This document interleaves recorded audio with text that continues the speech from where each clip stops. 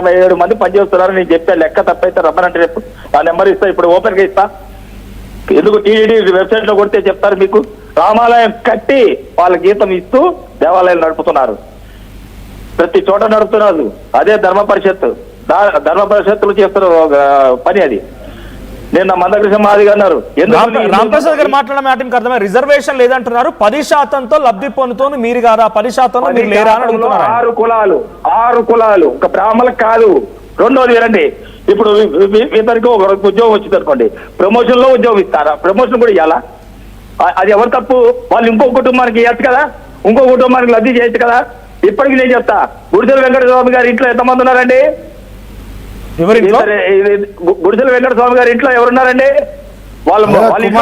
కుమార్ గారు వాళ్ళ ఇంట్లో ఇద్దరు బ్రాహ్మణులే,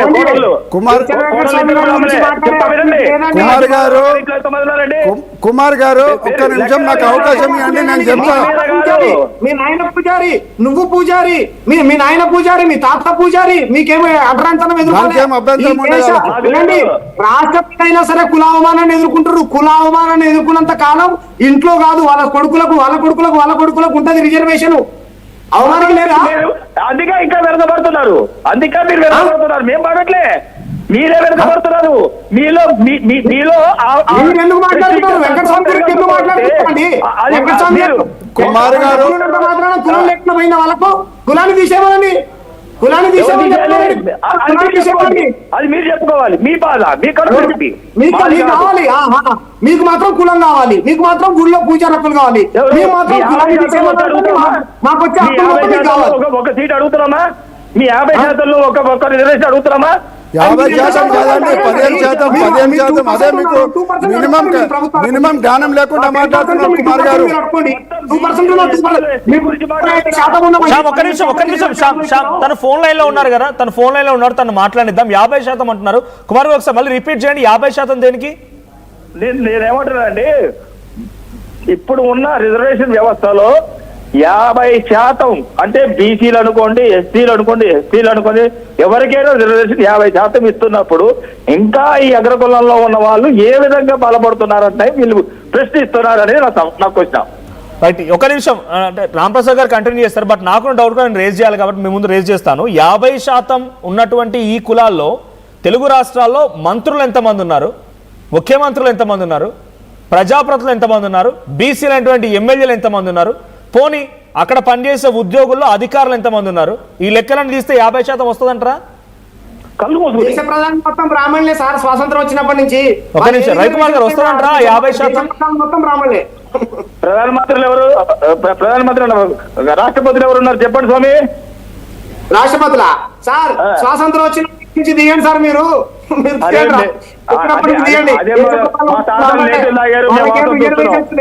మీ డైలాగ్ అది ఉంది, మా తాతలు నేతలు తాగారు, మేము వాసం చూస్తున్నాం.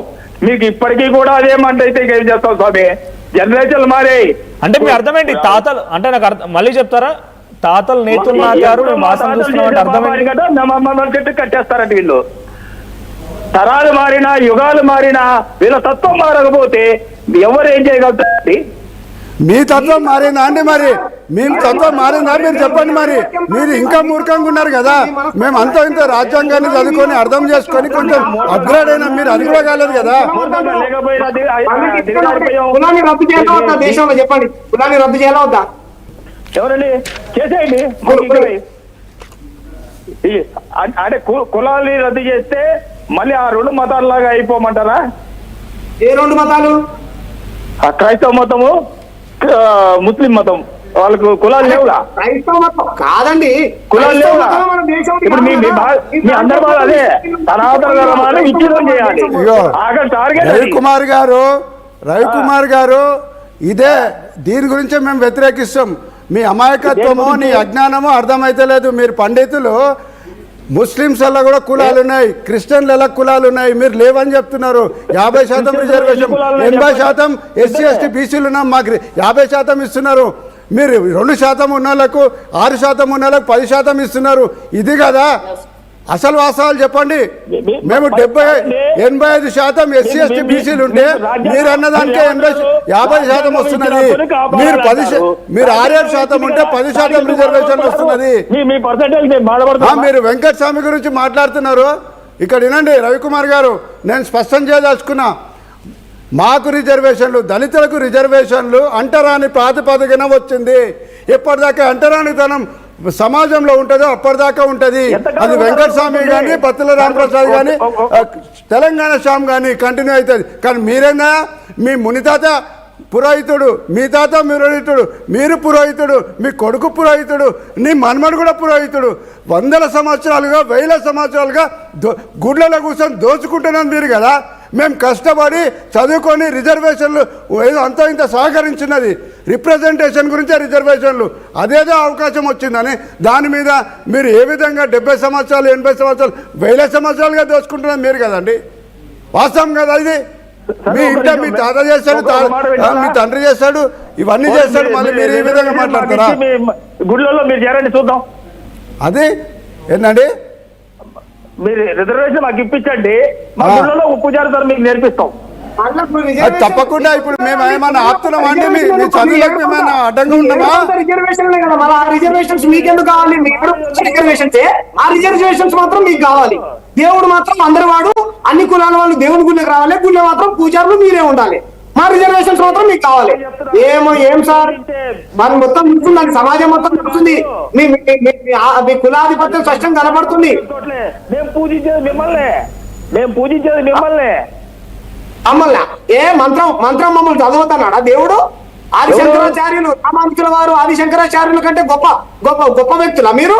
వాళ్ళు ఏమో బ్రాహ్మణులకు మాత్రమే కాదు కదా, దళితులకు కూడా మంత్రాన్ని ఆదిశంకరాచార్య తత్వంలో ఉన్నాం కాబట్టి ఈ రోజు కూడా దళితులంటే గౌరవం. మా చెలుకూరు స్వామి భుజాల మీద వేసుకుని మోసాడు. నువ్వు మర్చిపోతే చరిత్ర ఎప్పుడో పాత చరిత్ర కాదు. ఇప్పుడు మేమేం చేస్తున్నామో కూడా తెలుసుకుని చెప్పండి స్వామి. మీరు అలా మాట్లాడితే ఎట్లాగా?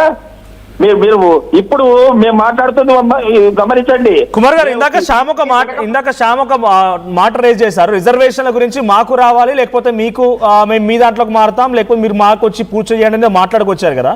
శ్యామ్ ఇందాక ఒక మాట అన్నారు, ఆస్తులు పంచుకుందాం, భూములు పంచుకుందాం, మీ దగ్గర ఆస్తులు మాకు ఇచ్చాను, అన్ని సమానంగా వాటా చేసుకుందాం అంటున్నారు. మరి ఆ పాయింట్ రేజ్ చేస్తే దానికి ఆన్సర్ ఏంటి? ఫస్ట్ వచ్చేమనండి, తొందరగా ఎప్పుడు వస్తాడో చెప్పమనండి, ఎక్కడికి వస్తాడో చెప్పమనండి. బ్రాహ్మణ ఆస్తులు ఏమున్నాయో ఏం మాట్లాడతారండి? అనగారిపోయి దిగజారిపోయి భూములు లేక ఒకడు వచ్చి భూములు అన్నాడు, ఒకడు వచ్చి కర్ణీకరణ రద్దు చేశాడు. ఏంటంటే బ్రాహ్మణులు ఎంత అనగారిపోయారు మీకు ఏం తెలుసు? మీ పిల్లలు మా పిల్లలు అందరూ గవర్నమెంట్ లోనే చదువుకోవాలి.